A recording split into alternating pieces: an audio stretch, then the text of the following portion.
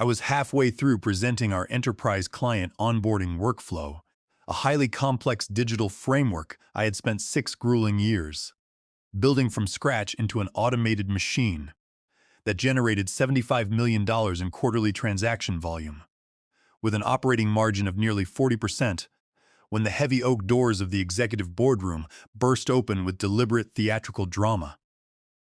Monica Ross, our newly appointed Director of Human Resources, strutted into the room in 6-inch designer heels, her blood-red lipstick perfectly contoured and her expression gleaming with unearned arrogance. She clutched a heavy leather clipboard as if it were a royal decree issued from corporate heavens. Walking straight past the interactive projection display, she stopped right next to my mahogany podium, looked down her sharp nose at me, and spoke in a voice carefully pitched to reach every single corner of the walnut-paneled conference room. Per Human Resources Compliance Protocol, your employment with Vance Enterprise Solutions has been terminated effective immediately, she declared loudly, her tone vibrating with supreme self-importance. She paused for 2 full seconds, letting a venomous smirk spread across her face before leaning toward the central microphone. You have exactly 20 minutes to pack your personal belongings and clear your desk. And do not waste your time trying to file an executive appeal, because, as of last weekend, I am officially engaged to the owner, which makes me the boss's wife. A suffocating, heavy silence descended upon the executive suite like a sudden drop in cabin pressure at 30,000 feet. The visiting investment committee, 6 senior managing directors in bespoke dark suits representing a private equity fund that had just transferred $50 million into our corporate expansion account, completely froze. The lead partner adjusted his gold cufflinks in slow motion. The junior associate sitting beside him stopped her fountain pen mid-stroke. Even our chief technical officer, who had spent the entire morning staring at server metrics, slowly looked up from his tablet with wide, stunned eyes. I did not flinch, nor did I lower my eyes. 49 years of navigating complex corporate structures had taught me that when an arrogant narcissist hands you a spade, you simply step back and let them dig until they hit bedrock. I spent 3 quiet seconds reviewing the mental arithmetic of our department's legal protections before reacting.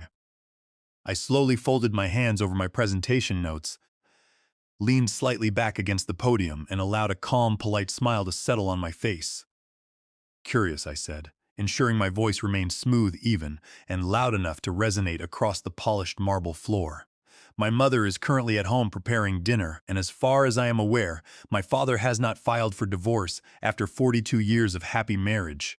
The words hung suspended in the air, while confusion danced wildly across Monica's face. Before her brain could process the implications of what I had just said, the heavy double doors at the rear of the boardroom swung open once more. In walked Garrison Vance, our chief executive officer and founder. 71 years old, with immaculate silver hair, a custom navy wool suit, and an unmistakable aura of command that made people instinctively stand straighter, just to exist. In his presence, he walked with steady, unhurried strides straight toward the front of the room. Monica's smirk widened for a fraction of a second, foolishly, assuming her phantom authority was about to receive executive reinforcement.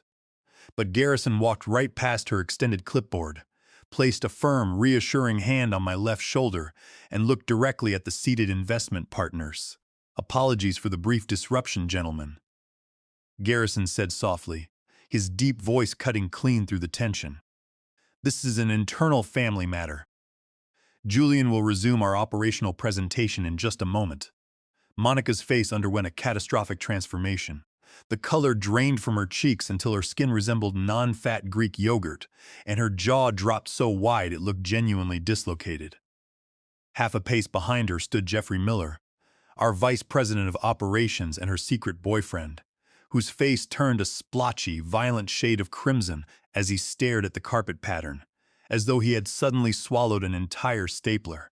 Garrison turned his head slightly toward Monica, his dark eyes cold, detached, and utterly unyielding. "Please step outside, Monica. Right now, Garrison, I was simply executing standard HR compliance actions," she stammered, her hands trembling as her surgical confidence collapsed like a house of cards. Company guidelines clearly state that non-executive personnel. Garrison did not raise his voice. He did not gesture dramatically or slam his fist. He simply maintained eye contact and repeated two words with absolute finality. Outside now. She turned on her heel and shuffled out of the room, her designer heels clicking against the floor like a dying metronome. Jeffrey attempted to slip out quietly behind her, but Garrison held up a single finger without even looking back. "Jeffrey, you stay right where you are," Garrison commanded coldly. "You will take minute notes for the remainder of this session." I took a quiet breath, smoothed the lapels of my jacket, and looked back at Clayton Foster, the lead managing partner of the investment group. Clayton was staring at me with a mixture of intense scrutiny and newfound fascination. I organized my technical documentation on the podium, adjusted the display contrast on the main projection monitor, and gestured welcomingly toward the screen. "Shall we resume the operational compliance demonstration, gentlemen?" I asked calmly. "I assure you that our underlying technical architecture is as resilient as our management oversight, and our data pipelines meet all federal security standards. We have engineered every subsystem to withstand both external market volatility and internal administrative friction without compromising client performance, data privacy protocols, or financial reporting integrity in any operational capacity whatsoever." Clayton leaned back in his leather armchair, the faintest hint of an appreciative smile appearing at the edge of his mouth. "By all means, Julian," he replied, taking a slow sip of ice water. "Show us how this machine really operates. We are listening with great interest, and we appreciate your extraordinary professional poise under pressure."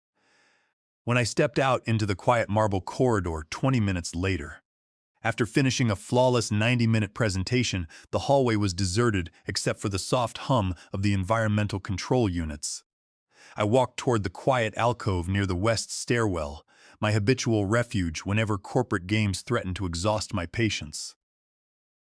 Pulling my personal smartphone from my jacket pocket, I found 6 unread text messages from Jeffrey frantically requesting an immediate private meeting and one concise email from Garrison's executive assistant reading simply, "Executive Suite, private elevator, immediately."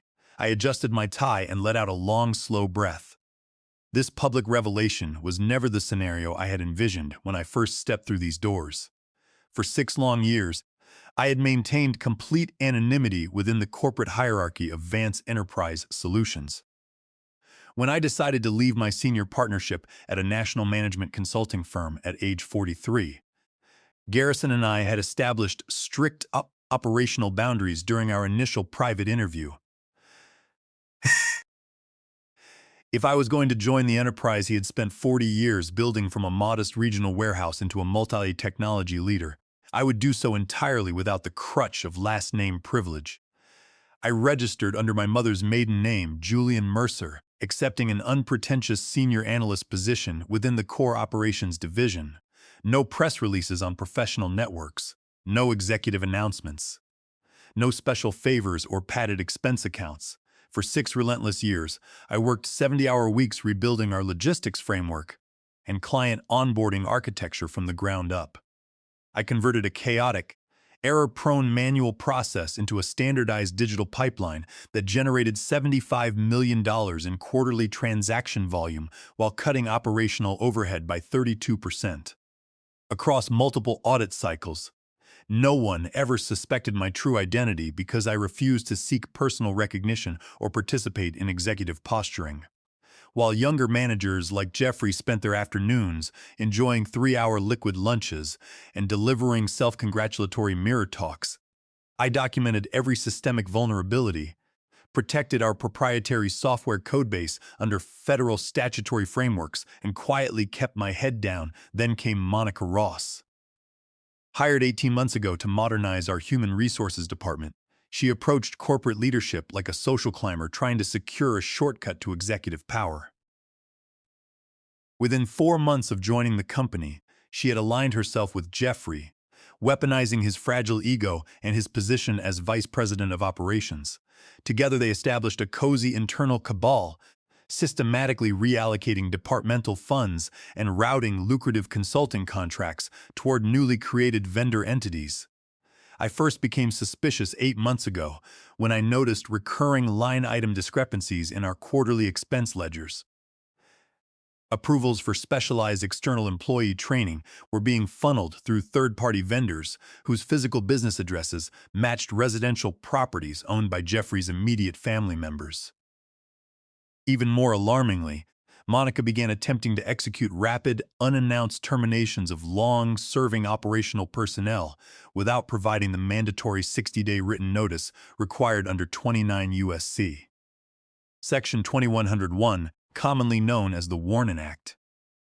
When junior analysts on my team tried to question these suspicious vendor sign-offs, Monica subjected them to harsh verbal abuse, threatening their annual performance bonuses and career progression. I filed 2 formal internal grievances through standard corporate compliance channels, but both reports mysteriously disappeared before reaching executive committee review. That was the moment I realized our internal reporting mechanisms had been thoroughly compromised by corrupt actors who put personal gain above corporate duty, legal compliance, and fiduciary responsibility. Instead of causing a public disturbance or engaging in emotional office politics, I initiated a meticulous, silent investigation. Using an encrypted personal laptop and an air-gapped external storage drive kept inside a locked safe in my home study, I systematically compiled evidence.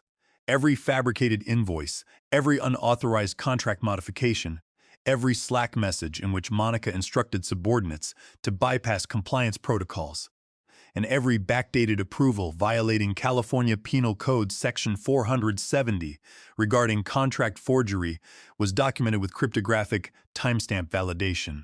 My original strategy was to present this complete file during our annual governance review in the fourth quarter. But Monica's desperate attempt to assert absolute authority by staging my public execution in front of our $50 million investment partner had dramatically accelerated the timeline. She assumed she was destroying an isolated, defenseless mid-level manager. In reality, she had stepped directly into a legal trap I had spent months meticulously preparing. The private executive elevator carried me smoothly to the penthouse suite. The doors slid open to reveal marble floors, floor-to-ceiling glass walls overlooking the city skyline, and a private conference room where Garrison was waiting. Resting on the mahogany table before him was a thick leather binder labeled Internal Board Compliance Review. Garrison looked up as I entered, his eyes grave but resolute. "Is the forensic dossier ready for formal submission to the audit committee?" he asked. "It is complete, verified, and legally airtight," I replied, placing my encrypted storage drive onto the table beside the binder. "Every single entry has been verified against raw server logs, cross-referenced with bank records, and backed up off-site to prevent tampering or unauthorized deletion by corrupt administrators." "Good," Garrison said, tapping the folder with his knuckle. "Because when people try to hijack what took 40 years of hard labor to build, we do not engage in petty corporate debates. We let the law take its course and enforce accountability without hesitation, mercy, or compromise." Returning to the main operations floor felt like stepping into the quiet eye of a massive hurricane. The moment I exited the elevator bank, the ambient background noise of clicking keyboards and hushed phone calls instantly died down. Row upon row of open-plan cubicles harbored employees who suddenly became intensely absorbed in their dual monitors, yet I could feel dozens of covert glances tracking my every step toward my office. The corporate grapevine had already broadcast the news across every department in the building. The quiet operations manager, who wore tailored wool suits and drove a modest sedan, was not Julian Mercer, an aging employee facing immediate dismissal. He was Julian Vance, the only son of the founder and the chief architect, who held the key intellectual property rights to our entire onboarding platform under 17 U.S.C. Section 106. As I walked down the central aisle, one of my junior analysts, a dedicated young engineer named Thomas, looked up from his workstation with anxious eyes. I paused briefly beside his desk, resting a reassuring hand on the partition. "Do not worry about the rumors, Thomas," I told him quietly. "Your project resources, your team structure, and your career security are completely protected by federal statutory frameworks. Focus on the core deployment, because quality work always speaks louder than corporate politics." He took a visible breath of relief, straightened his posture, and returned to his terminal with renewed confidence, knowing his position was safe, respected, and fully supported by executive leadership. I walked into my corner office, sat down at my desk, and unlocked my workstation. My inbox had already accumulated 54 unread messages, including 4 high-priority emails from Jeffrey requesting an urgent private off-site conference. Without opening his messages, I selected all correspondence from Jeffrey and forwarded them directly to our internal legal compliance portal, attaching a tracking reference to my master dossier. At 9:20, my desk phone rang. The caller identification displayed an internal extension assigned to the visiting investment delegation. I picked up the handset. "Julian, this is Olivia Reed, associate partner at Apex Horizon Capital," a sharp, articulate voice announced. "I was present in the boardroom during your presentation earlier. If your schedule permits, I would appreciate 15 minutes of your time in a private setting. Meet me in Glass Conference Room 5. "On the 3rd floor in 10 minutes, I replied. Conference Room 5 was a modest 4-person meeting space equipped with frosted glass privacy panels. When Olivia arrived, she wasted no time on idle conversation, placing a sleek leather folio on the table and sitting down opposite me. "Let us forego the corporate diplomacy, Julian," Olivia said, her clear blue eyes staring directly into mine. What occurred in that boardroom was not an administrative mistake. It was a calculated strike designed to eliminate operational oversight. Our fund did not allocate $50 million to Vance Enterprise Solutions to finance internal executive vanity projects. I reached into my leather briefcase, retrieved a printed 14-page executive summary of my master dossier, and slid it across the polished glass table. "That summary outlines structural compliance breaches over the past 4 quarters, I explained calmly. "It documents unauthorized contract relocations, breaches of fiduciary duty under state corporate statutes, systematic violations of federal statutory frameworks, and intentional dissipation of company assets." Olivia examined the pages in complete silence, her brow furrowing deeper with every line item she reviewed. After 7 full minutes, she closed the document and looked up, her expression cold and focused. "This volume of unvetted expenditure constitutes a material breach of our investment covenants," she stated firmly. "If these accounting figures are verified, your HR director and VP of operations have engaged in intentional asset dissipation while representing unverified entities as legitimate technical vendors." "That is precisely what the evidence demonstrates," I answered. "Which is why my father and I have formally engaged the Board Audit Committee to take swift remedial action." Olivia nodded slowly, an approving glint appearing in her eyes. "We received an automated broadcast from Jeffrey's office 15 minutes ago, attempting to retroactively invalidate your sign-off authority for the past 2 quarters under the guise of organizational restructuring. He is trying to create administrative chaos to obscure his financial footprint. He is trying to extinguish a roaring blaze with a plastic cup," I remarked quietly. "Apex Horizon Capital is placing an immediate temporary hold on the second funding tranche of $25 million. "Until this audit concludes," Olivia declared flatly. "Not because we lack confidence in your technical platform, Julian, but because we require absolute proof that operational leadership is untainted. I will personally submit this executive summary to our senior risk committee within the hour." As Olivia stood up to depart, she paused at the door and turned back to face me. "You possessed this documentation for months. Why did you wait until today to deploy it?" "Because until today, they were merely incompetent," I answered softly. "Today, they attempted to sabotage the enterprise itself. And when someone attempts to set fire to the foundation to hide their accounting errors, you do not negotiate with the arsonist. You enforce compliance without compromise, ensuring full legal resolution, complete operational accountability, and total structural protection for all stakeholders involved in the enterprise." By 10 o'clock on Monday morning, the corporate atmosphere on the 10th floor was thick with anticipation and legal tension. An emergency executive hearing of the Board Audit Committee had been convened inside the main board chamber. The room smelled strongly of dark-roasted coffee and high-stakes legal scrutiny. 10 independent board members sat around the perimeter of the giant oval mahogany table, Flanked by our general counsel and two external forensic accounting specialists, Garrison sat at the head of the table, composed and silent, allowing Dana Vance, our senior corporate auditor, who shared no biological relation to our family, to present the forensic findings from my encrypted dossier on the primary display screens. Slide 14, Dana announced, using a laser pointer to highlight a series of financial ledgers. On June 14th of last year, an operational expense voucher for $1,274 was approved by Jeffrey Miller for a private dinner at an exclusive downtown steakhouse. The line item was recorded as strategic vendor development. However, subpoenaed credit card statements and dining logs confirmed the attendees were Monica Ross, Jeffrey Miller, and Monica's cousin, who subsequently submitted an invoice the following morning as an external workforce training consultant for $14,000. A collective murmur of disgust echoed among the board members. One veteran director shook his head in visible disbelief. Slide 28, Dana continued methodically.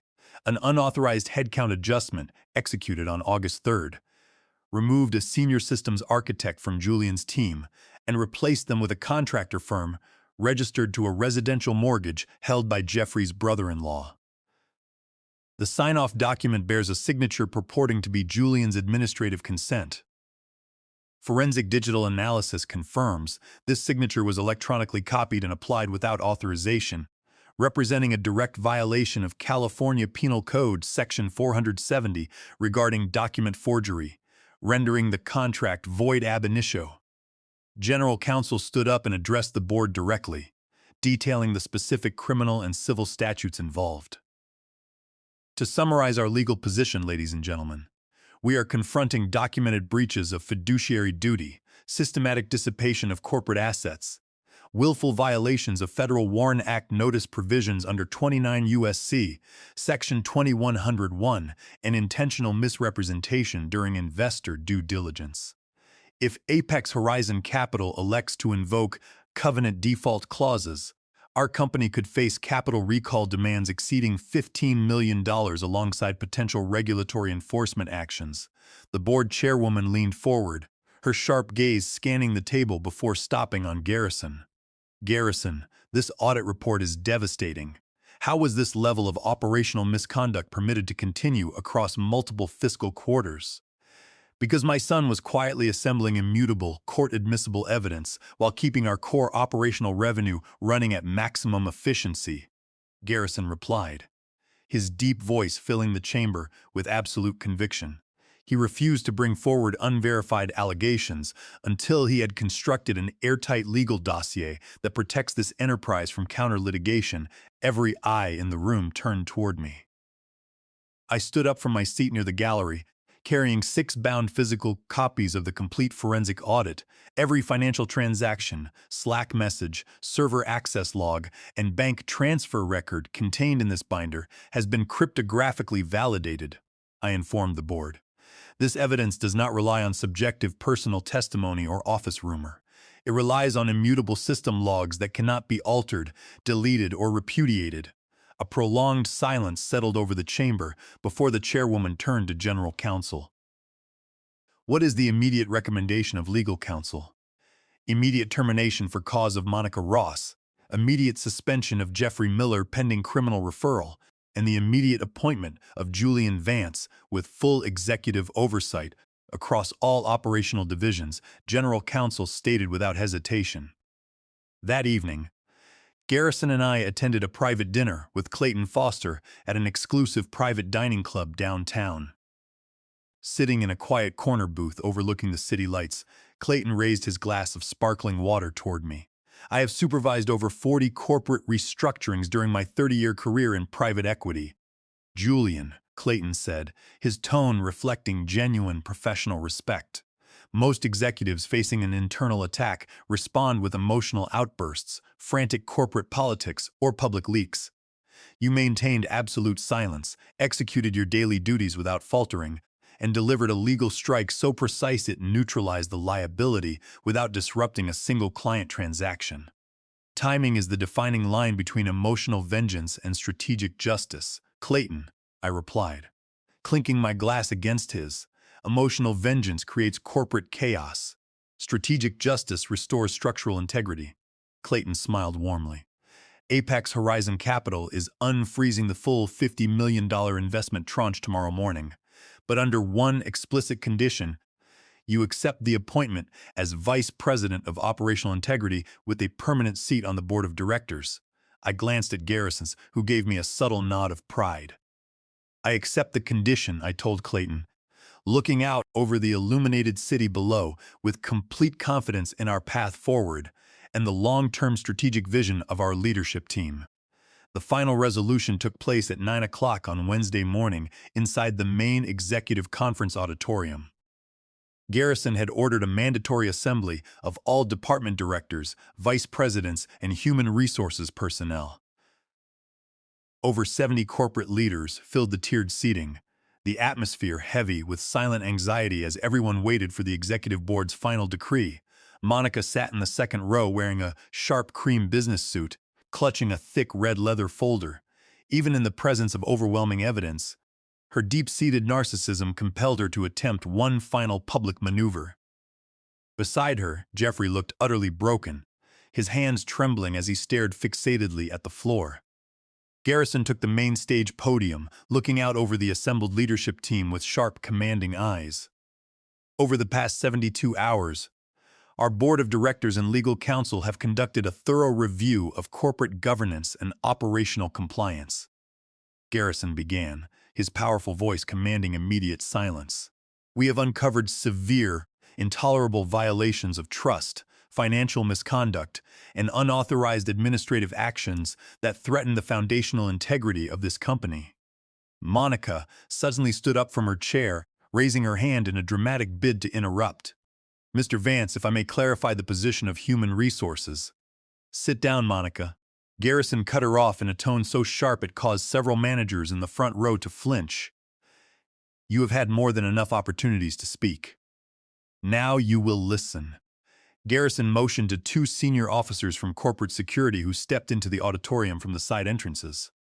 Effective immediately, Garrison announced, Monica Ross is terminated for cause from Vance Enterprise Solutions due to gross professional misconduct, financial fraud, and systematic violations of corporate governance. Her security credentials have been permanently revoked, and her file has been forwarded to state and federal prosecutors for formal criminal review. A collective gasp echoed throughout the auditorium. Monica stood frozen, her face contorting with wild rage and panic. This is a rigged witch hunt, she screamed, her voice echoing off the acoustic panels. You cannot fire me based on fabricated claims. I will sue this entire company. I am your legal fiancé. Garrison looked at her with cold, unvarnished contempt. I have been happily married to my wife for 42 years, Monica. Your pathetic fabrication of a personal relationship to intimidate staff is as fraudulent as the vendor invoices you signed. Security, escort Miss Ross from the premises immediately. The two security officers stepped forward, firmly taking Monica by the arms. She tried to pull away, screeching hysterically, but they guided her swiftly down the center aisle.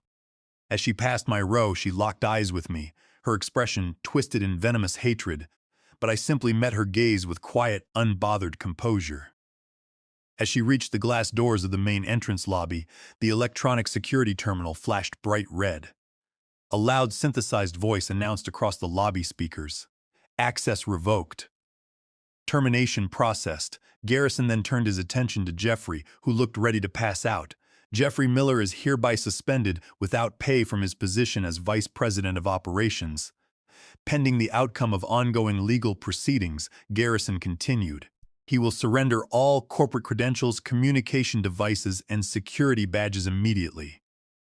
Two compliance officers stepped to Jeffrey's desk, confiscating his laptop, encrypted phone, and executive lanyard before escorting him silently out the rear exit. Garrison cleared his throat and looked out over the remaining assembly of corporate leaders.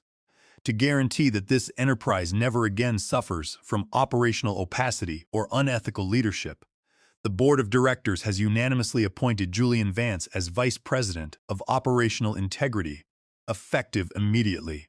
He will hold absolute sign-off authority over all departmental budgets, vendor selections, and compliance frameworks. The auditorium erupted into genuine, sustained applause. Department heads who had endured months of Monica's toxic intimidation leaned across the aisles to shake my hand, their faces showing profound relief.